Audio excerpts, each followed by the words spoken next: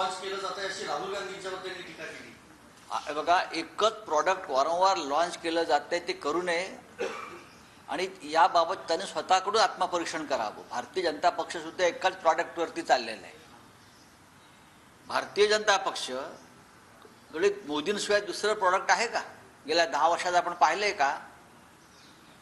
हा कोणत्या प्रॉडक्टची भाषा करतात मोदीजी? हा देश हुकुमशाहीकडे चाललेला आहे।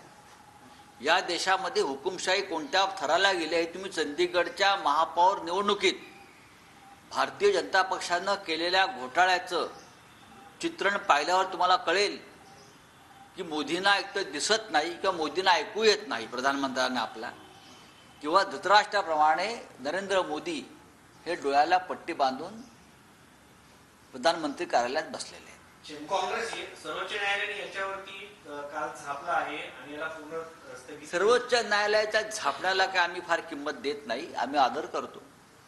महाराष्ट्राच्या प्रकरणात सुद्धा बेकायदेशीर घटनाबाह्य सरकारला च्या निर्णयात त्यांनी झापलं होतं बरं का। त्यांची झापाझापी ही चांगली आहे, आम्ही स्वागत करतो त्यांच्या झापाझापीचं, पण निर्णयाचं काय?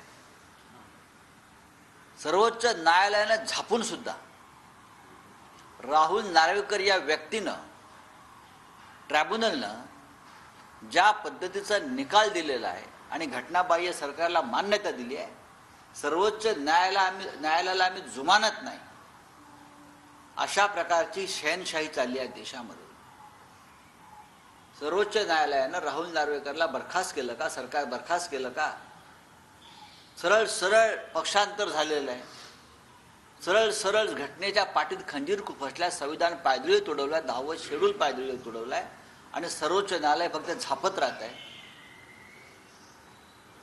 आम्हाला न्यायालयाविषयी आदर आहे, पण या झापण्याच्या पलीकडली पावलं टाका आता। काँग्रेसमुळे